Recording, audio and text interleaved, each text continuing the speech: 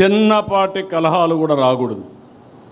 ఫ్లెక్సీల దగ్గర, ఫోటోల దగ్గర, కుర్చీల దగ్గర. నేను I'm very clear on that.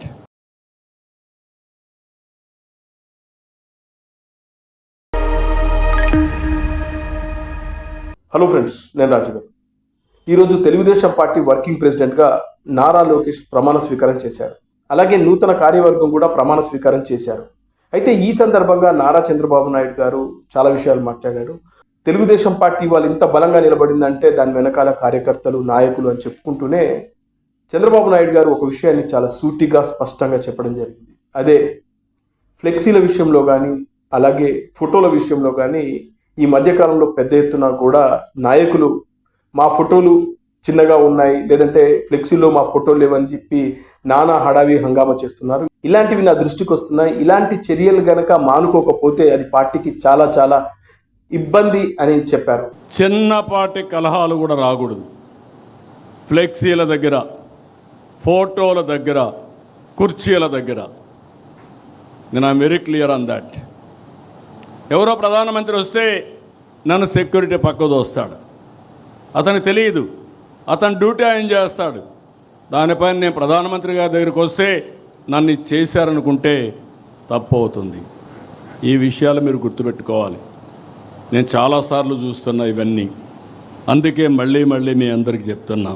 ఈ విషయాన్ని చంద్రబాబు నాయుడు గారు ఎందుకు చెప్పాల్సి వచ్చిందంటే, గత కొంతకాలంగా అంటే కూటమి ప్రభుత్వం అధికారంలోకి వచ్చిన తర్వాత ఈ ఫ్లెక్సీల గొడవ, అలాగే ఫోటోలు చిన్నగా ఉన్నాయి, మా నాయకుడి ఫోటోలు లేవని చెప్పి పెద్ద ఎత్తున తెలుగుదేశం పార్టీకి సంబంధించినటువంటి నాయకులు గొడవలకు దారితీస్తున్నారు. ముఖ్యంగా జనసేన పార్టీతో వైరం పెట్టుకుంటున్నారు ఈ ఫ్లెక్సీలు, ఫోటోల విషయంలో.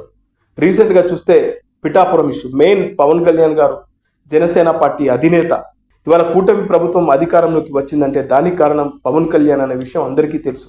మరి అలాంటి పవన్ కళ్యాణ్ నియోజకవర్గమైనటువంటి పిఠాపురంలో ఎస్విఎస్ఎన్ వర్మ అనే తెలుగుదేశం పార్టీ నాయకుడు ఎంతలా రెచ్చిపోతున్నాడు. చిన్న చిన్న విషయాలను చాలా పెద్దగా చేస్తూ పిఠాపురం నియోజకవర్గంలో తెలుగుదేశం జనసేన పార్టీ కార్యకర్తలు, నాయకుల మధ్యన వైరం పెడుతున్నాడు, పుల్లలు పెడుతున్నాడు అనేది అందరికీ తెలిసిన విషయం. ఆ విషయం చంద్రబాబు నాయుడు గారి దృష్టికి వెళ్ళింది. మొన్ననే ఎస్విఎస్ఎన్ వర్మతో చంద్రబాబు నాయుడు గారు మాట్లాడారు. ఇలాంటి తప్పులు చేస్తే పార్టీ క్షమించదు, ముఖ్యంగా సస్పెండ్ చేస్తామనేది సీరియస్గా చెప్పారు. ఇవాళ ఎస్విఎస్ఎన్ వర్మ ఈ కార్యక్రమానికి కూడా హాజరయ్యాడు. అందుకే చంద్రబాబు నాయుడు గారు చాలా క్లియర్గా, స్పష్టంగా చెప్పారు. ఫ్లెక్సీల విషయం కానీ, ఫోటోల విషయం కానీ, చిన్న చిన్న విషయాలకు గొడవలు క్రియేట్ చేస్తూ పార్టీల మైత్రిని దెబ్బతీస్తే మాత్రం నేనైతే క్షమించనని చెప్పి చంద్రబాబు నాయుడు గారు స్పష్టంగా చెప్పారు. అది ఖచ్చితంగా వర్మ లాంటి వ్యక్తులకు వర్తిస్తుంది. ఎందుకంటే వర్మ చేస్తుంది అంతా ఇంత కాదు. తెలుగుదేశం, జనసేన, బీజేపీ కూటమి ఇవాళ అధికారంలో ఉందంటే దానికి కారణం పవన్ కళ్యాణ్ అనే విషయం చంద్రబాబు నాయుడు గారికి బాగా తెలుసు. తెలుగుదేశం పార్టీకి సంబంధించిన ముఖ్య నాయకులతో పాటు కార్యకర్తలకు కూడా అందరికీ బాగా తెలుసు.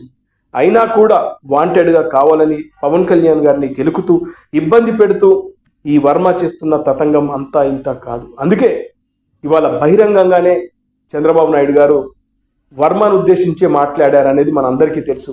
ఇంకొంతమంది కూడా ఉండొచ్చు, వివిధ నియోజకవర్గాల్లో మా నాయకుడి ఫోటో చిన్నగా ఉంది, లేదంటే మా నాయకుడి ఫోటో లేదు అని చెప్పేసి నానా రచ్చ, లొల్లి, కొట్లాటలు చేసే వాళ్ళు ఉన్నారు. వాళ్ళందరినీ దృష్టిలో పెట్టుకొని చంద్రబాబు నాయుడు గారు మాట్లాడారు. అది వర్మ గమనించాలి. ఆల్రెడీ వార్నింగ్స్ వెళ్ళాయి.